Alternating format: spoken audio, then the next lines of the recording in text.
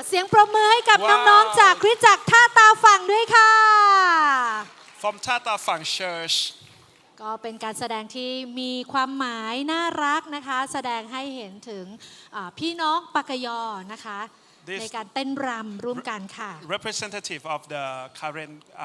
group of people and they dance together